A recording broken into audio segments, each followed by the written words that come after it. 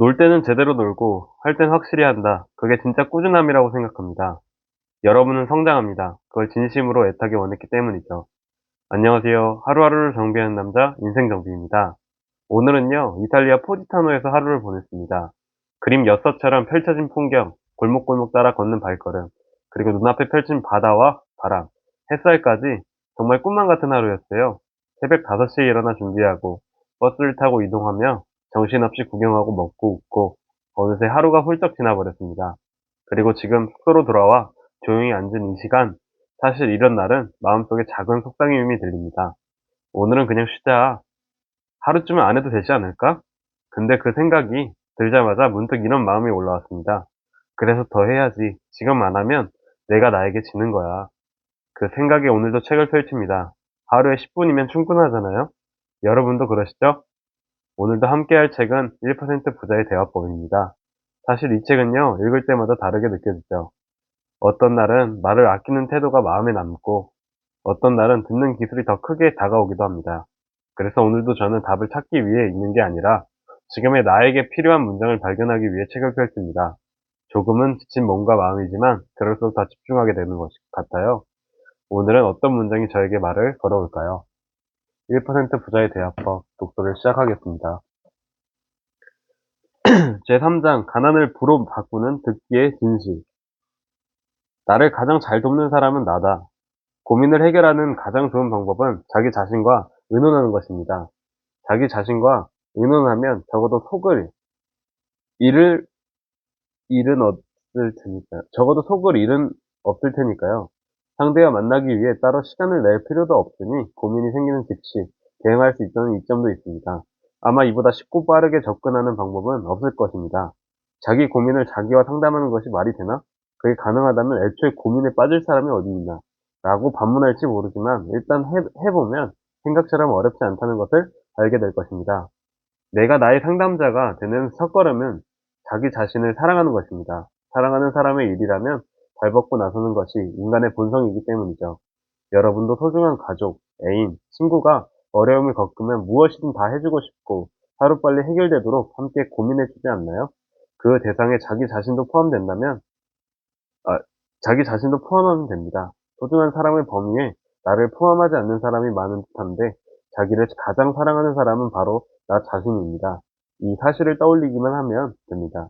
자기 자신은 절친이 돼주세요. 그러면 고민거리가 생기는 순간 또 다른 내가 깨어나 두 팔을 걷어붙이고 해결에 나서 줄 것입니다.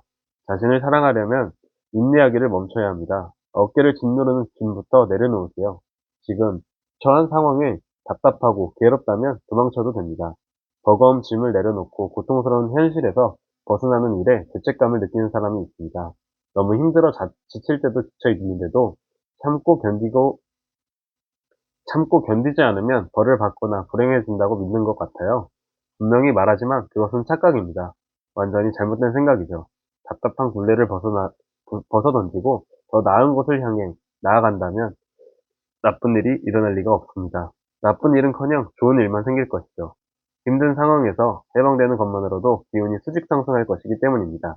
기운이 밝아지면 즐거운 일, 기쁜 일 끌어당깁니다. 당연히 미래는 지금보다 행복해질 수밖에 없죠. 기운이 상승하면 현실도 그만큼 좋은 방향으로 돌아갑니다. 어두움으로 뒤덮였던 세상에 한 줄기 빛이 보이기 시작하고 미약하게나마 안도감도 찾아옵니다. 중요한 것은 바로 이것이죠. 한 줄기의 빛이 보이면 이제 된다는 것입니다. 그 빛이 점점 커지면서 안도감이 안도감을 부르고 기운도 더욱더 밝아져만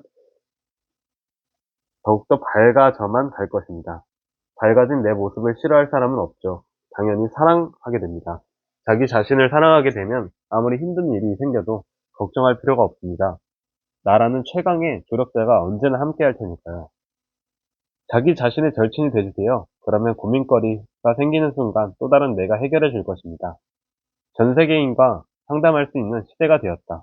나를 누구보다 잘 이해하고 진심으로 격려해 줄 사람은 바로 나 자신이라고 이야기했습니다. 그렇다고 해서 힘든 일이 생겼을 때 다른 사람과 의논해서는 안 된다는 뜻은 아닙니다. 가족, 친구, 동료, 선배, 은사 등 좋은 사람이 주변에 있다면 지혜를 빌려보세요. 단 상대에게 전적으로 의존하는 것은 금물입니다. 아무리 훌륭한 조언도 자기 힘으로 활용하는 방법을 찾지 못하면 아무 소용이 없습니다. 해결의 돌파구를 찾아내려면 결국 자기 자신에 의논해야 합니다. 그런데 아무리 머리를 쥐어짜고 지혜를 빌려도 문제가 해결되지 않을 때가 있죠. 이럴 때는 현시대 최고의 발명품인 인터넷을 이용하면 됩니다. 인터넷에 접속하기만 하면 전 세계 사람들의 성공담, 실패담, 인간관계, 건강, 직업, 외모 등등 온갖 정보를 그것도 대부분 공짜로 얻을 수 있습니다. 내 집 안방에 편안하게 앉아서 나와 같은 경험을 한 사람을 찾을 수 있다니 정말 좋은 세상이 아닐 수가 없습니다. 가까운 사람에게 조언을 구했을 때 얻을 수 있는 답은 한두 가지에 불과합니다. 반면 전 세계인이 접속하는 인터넷이라면 기발한 해결책이 우수수 쏟아질지도 모르죠. 간혹 제 고민은 누구도 해결해 줄 수 없을 거예요. 어째서 저한테만 이런 일이 생기는지 모르겠어요 라며 한탄하는 사람을 보고 노는데 그럴 때마다 얼마나 많은 사람과 의논했는지 묻고 싶어집니다. 인터넷을 샅샅이 뒤지고 해결책을 찾지 못했다면 어쩔 수 없지만 겨우 몇 사람과 의논한 것이 전부이면서 해결할 수 없다고 단정 짓는 것은 섣부릅니다. 전 지구적으로 찾으면 나와 같은 문제를 겪는 사람이 분명 존재할 것이고 그중에는 그것을 해결하거나 극복한 사람도 있을 것입니다. 말하자면 전 세계인을 나의 의논 상대로 삼는 것이죠. 자발적인 경험은 기억에 깊이 각인됩니다. 자기 힘으로 답을 찾아냈을 때의 뿌듯함 또한 이루 말할 수 없죠. 결과적으로 다른 사람이 알려주는 것보다 훨씬 효과적인 해결책이 될 수 있습니다. 이렇게 얻은 지식이 머릿속에 차곡차곡 쌓이면 화학 반응을 일으켜 나도 모르게 빛나는 지혜가 불쑥 튀어나오기도 합니다. 그러니 고민거리가 생기면 인터넷 최대한 활용해보세요. 대충 훑어보지 말고 이거다라는 답이 나올 때까지 파고들어야 합니다. 귀찮고 힘들 것 같지만 막상 해보면 의외로 재밌을 뿐만 아니라 거의 모든 문제를 스스로 해결하는 능력을 얻게 될 것입니다. 세상의 모든 정보를 뒤졌는데도 해결하지 못한 문제가 있다면 그것은 이번 생에 해결책을 찾아 세상에 알리도록 당신에게 주어진 사명인지도 모릅니다. 세상의 모든 정보를 뒤졌는데도 해결하지 못한 문제가 있을 수 있잖아요. 그쵸? 제게 주어진 사명일지도 모르니 잘 해결할 수 있도록 여러분들도 한번 생각해 보면 좋겠습니다. 저는 아직까지 이런 고민거리가 아직 없는데요. 앞으로 어떻게 생길지 궁금하기도 합니다. 다음으로 넘어가 경청하는 부모의 아이는 머리가 좋다. 아이의 머리가 좋아지는 경청법이 있다면 알려주세요. 자녀를 둔 부모부터 이런 질문을 받을 때가 있습니다. 경청법이라고 하기 어려울지 몰라도 매우 효과적인 방법이 있어서 알려드리고자 합니다. 부모가 할 일은 단 하나, 아이가 무엇을 하든 너는 머리가 참 좋구나 라고 말을 해주는 것입니다. 시험에서 빵점을 받아도 반에서 꼴찌를 해도 한숨을 쉬거나 화내서는 안 됩니다. 아시겠나요? 아시겠지요? 너는 머리가 참 좋구나라고 하셔야 합니다. 학교에서 돌아온 아이가 친구가 나보러 바보래라고 말하면 아니야, 그렇게 말한 친구가 바보야라고 대답해 주세요. 어떤 상황에서도 내 아이를 믿고 끝까지 아군이 되는 것은 부모의 역할입니다. 이런 부모 밑에서 자란 아이는 절대적으로 안정감을 느낍니다. 내가 어떤 사람이라도 좋아. 지금 이대로가 내가 최고야. 이런 사고방식을 당연하게 받아들이며 성장한 아이는 자기 긍정감이 깊이 뿌려내려 단단한 사람이 됩니다. 언제는 원치 않는 상황에서 벗어나도 된다는 것을 알기에 세상의 불합리함에 휘둘리지 않습니다. 의미 없는 인내도 하지 않으며 그 진솔함 덕분에 사랑받습니다. 최고의 매력이 그 안에 자라 그야말로 매력적인 영혼의 소유주가 된답니다. 이렇게 성장한 아이는 미래도 밝습니다. 공부에 소질이 없어도 자신의 길을 당당히 걸으며 행복하게 살아갑니다. 자기가 좋아하는 일을 직업으로 삼아 좋은 사람들과 협력하며 일 자체를 즐기고 성공을 거머쥡니다. 물론 공부를 좋아하는 아이라면 공부를 통해 자기만의 길을 개척해 나가겠지요. 많은 부모가 공부 잘하는 자녀를 바랍니다. 그 이유를 물으면 공부를 잘해야 행복하게 살 수 있기 때문이라고 합니다. 하지만 그것은 공부를 좋아하는 아이에게만 해당하는 말이죠. 공부를 싫어하는 아이에게 공부하라고 강요하면 역효과를 부를 뿐입니다. 오히려 불행해진다니까요. 참고 견디기만 하는 아이는 자기 긍정감이 낮아집니다. 설사 학업 성적이 오르더라도 부모가 바라는 행복한 미래는 찾아오지 않죠. 반대로 공부 같은 건 못해도 괜찮아. 넌 지혜로운 아이니까 걱정하지 않아. 하고 강한 자기 긍정감을 심어주면 언젠가 아이 스스로 각성하는 순간이 찾아옵니다. 부모가 간섭하지 않아도 씩씩하고 당차게 살아가며 성취감을 맛볼 것입니다. 저처럼 언제나 웃음 지으며 성공 가도를 걷는 사람이 될지도 모르죠. 공부를 좋아하는 아이는 굳이 잔소리하지 않아도 스스로 잘합니다. 하고 싶은 대로 하도록 내버려두면 저절로 성공할 것입니다. 공부가 체질에 맞지 않는 아이도 공부만 강요하지 않으면 알아서 잘 살아갑니다. 어느 쪽이든 부모가 입 아프게 잔소리할 이유가 전혀 없죠. 세상 이치가 그렇습니다. 저도 이렇게 생각하는데요. 공부가 체질에 맞지 않는 아이라고 하면 제 아이가 공부를 굳이 시킬 필요가 없다고 생각을 합니다. 저 또한 뭐 학원을 다니라고 해서 다녔지만 또 다니고 싶지 않은 마음도 많이 있었기 때문에 그 감정을 조금 많이 느낄 것 같습니다. 다음으로 넘어가겠습니다. 표현하지 않는 아이도 부모를 사랑한다. 육아에 관한 이야기를 조금 더 해볼까요? 정신없이 바쁠 때는 아이가 말을 걸어도 이따가 얘기하자 라든가 그래 그래 하고 건성으로 대답하게 될 때가 있지요. 부모도 사람이기에 항상 완벽할 수는 없습니다. 그런데 착실한 사람일수록 그런 자신을 잘 용서하지 못합니다. 나는 형편없는 부모다. 나 같은 부모에게서 태어난 아이가 불쌍하다라며 자책을 합니다. 하지만 이런 생각은 당장 버려야 하죠. 자신을 탓하는 일은 아이에게 절대 도움이 되지 않습니다. 인간은, 인간의 영혼은 끊임없이 더 높은 곳을 지향합니다. 세상에 태어날 때마다 깨달음을 쌓아가지요. 신의 모습을 조금이라도 닮아가고 싶다. 이번 생에는 어디까지 성장할 수 있을까? 이처럼 설레는 마음으로 우리는 매 순간 배움에 정진합니다. 신은 세상을 시간의 흐름에 따라 지나가도록 설계했습니다. 그래서 시간이 흐른 뒤에 태어날수록 더 높은 내공의 영혼을 지니게 됩니다.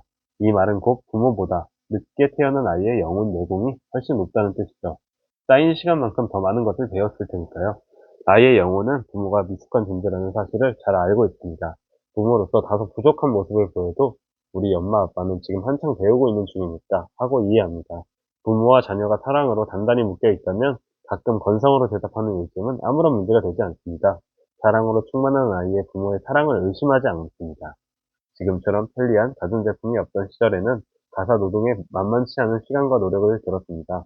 더구나 집마다 아이 예닐곱 낳아 키우는 것은 옛살 일이었지요. 제 어머니도 7남매를 키우며 장사까지 하느라 남보다 훨씬 빠르게 사셨습니다. 바쁘게 사셨습니다. 그러니 아이들이 하는 말에 일일이 대답하고 말고 할 여유가 있었을 리 없지요. 그럼에도 매 순간 어머니의 사랑을 느낄 수 있었기에 진정한 대화를 나누지 못해도 어머니를 온 마음으로 사랑했으며 어머니 또한 당신 자신보다 나를 아끼셨음을 믿어 의심치 않았습니다. 진지하게 상대해 주지 않는다고 상처받기는커녕 언제나 안정적인 정서를 유지할 수 있었습니다. 사랑이 있으면 아이는 훌륭하게 성장합니다. 저희는 반성 말고 사랑을 표현해 주세요. 사랑이 없는 삶은 지옥으로 바뀝니다.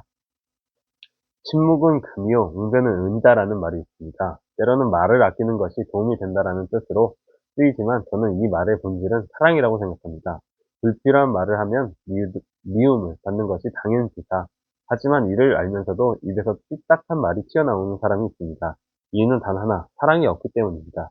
상대의 기분이 어떨지 상상하는 능력이 없는 거예요. 사랑이 없어서 머릿속에 떠오르는 생각이 여과 없이 입 밖으로 튀어나오는 것입니다.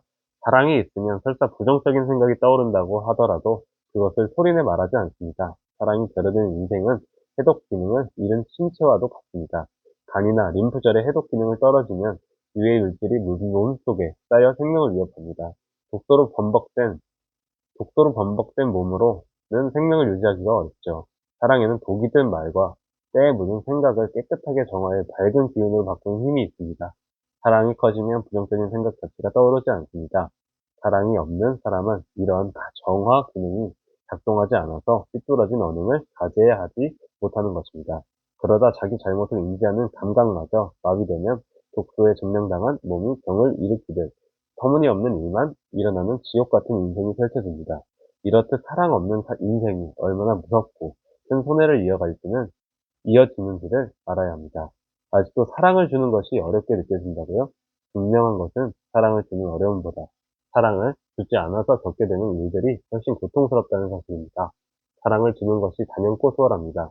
사랑이 있는 삶은 좋은 친구와 동료, 성공, 부가 저절로 따라와 상상을 초월하는 즐거움으로 가득해집니다. 당신이 있는 바로 그곳이 천국이 될 것입니다. 여기에서 말하기로 이제 사랑이 없는 삶은 지옥으로 바뀐다라는 말이 계속 이어지는 것 같은데요. 사랑을 해라, 상대방을 사랑해라 라는 그런 말이 정말 많은 것 같아요. 항상 본질은 사랑이다. 사랑으로 이야기하고, 이런 내용이라는 사랑에 대한 인식이랄까? 다음으로 넘어가 침묵은 금이 아니다. 내 나름의 해석입니다만 침묵은 금이라는 말에는 또 다른 의미가 숨어져 있다고 생각합니다. 누가 언제 만들어냈는지 모르지만 저는 이 말에 높은 자리를 차지한 인간들의 어두운 속내가 느껴집니다. 권력을 가진 자가 사람들의 마음을 부리려는 의도 말입니다. 사람들이 자기 생각을 말하기 시작하면 특권을 지닌 사람들도 제멋대로 행동하기가 어렵습니다. 침묵하는 사람들이 그들의 입맛에는 맞습니다. 그렇다고 해서 입 다물고 시키는 대로 해라 라고 했다가는 반발을 살 테니 침묵은 금이라는 말을 퍼뜨려 입을 막는 구실로 삼은 것 아닌가 하는 생각이 듭니다. 이 말의 진정한 의미와는 다르게 악용되고 있다고요. 물론 이는 어디까지나 제 뇌피셜일 뿐 사실로 단정할 수는 없습니다. 다만 이 같은 말은 자기 안에서 그 의미를 곱씹으며 깨달음을 얻는 것이지요. 타인에게 강요할 것은 아니라고 생각합니다. 때로는 말을 아낄 필요도 있구나 하고 스스로 깨달을 때 비로소 피와 살이 되는 것이지요. 그런데도 침묵은 금이라고 하잖아요. 라며 상대를 압박하는 사람을 보면 이해하기가 어렵습니다. 불상에 관한 해석도 마찬가지이죠. 불상은 대체로 키가 크지요. 그러기에는 부처님은 중생의 소리를 놓치지 않는다는 의미가 담겨 있다고 합니다. 즉, 귀 기울여 듣는 주체는 중생이 아니라 부처님입니다. 그런데도 언젠부턴가 부처님 귀가 큰 것은 다른 사람의 말을 잘 들으라는 소중한 가르침이다라고 주장하는 사람들이 나타나기 시작했습니다.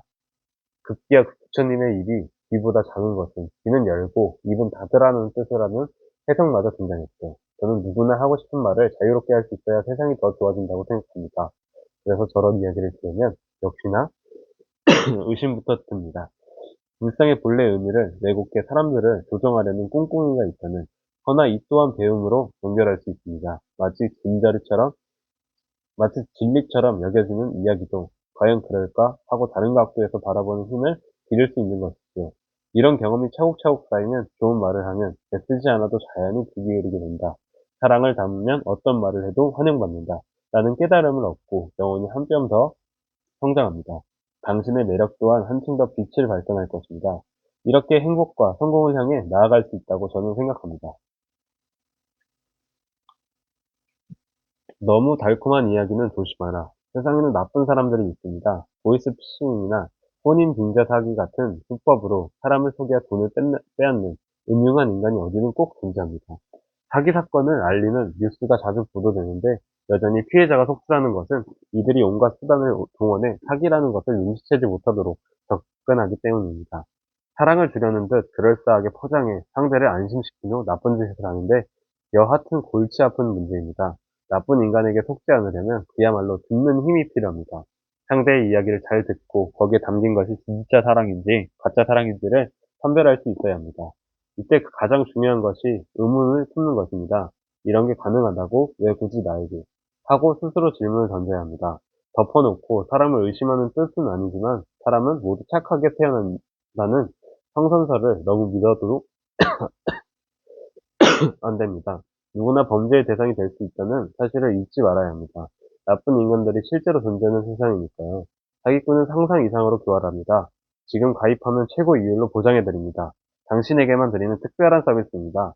하고 듣기 좋은 달콤한 말로 사람을 유혹합니다. 특별 대우를 받고 있다는 착각을 일으켜 지갑을 열게 하려고 원한 적도 없는 선물을 들이민다니까요. 친절이라는 가면을 쓴 사람은 일단 경계하는 것이 좋습니다. 정말로 조심해야 합니다.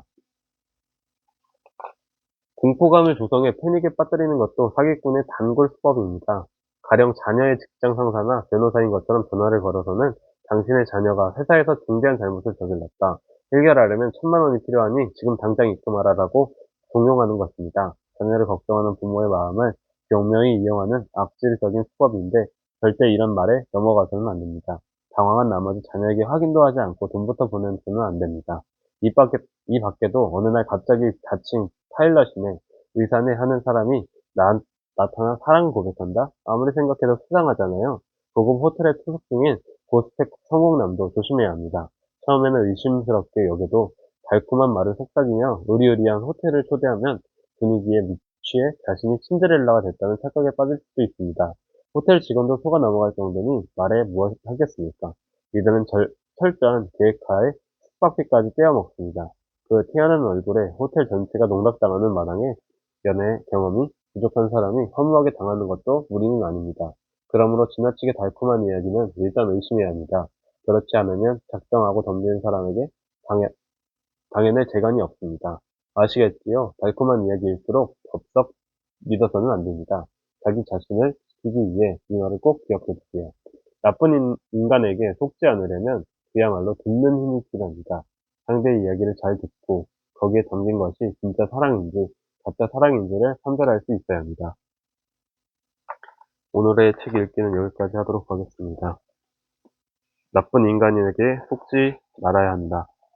가짜 사랑을 잘 구분할 줄 알아야 된다고 합니다. 듣기의 힘을 기를 수 있도록 해야 할 것 같습니다. 오늘 마무리를 짓겠습니다. 오늘도 하루하루를 정리하는 남자 인생정비였습니다. 감사합니다.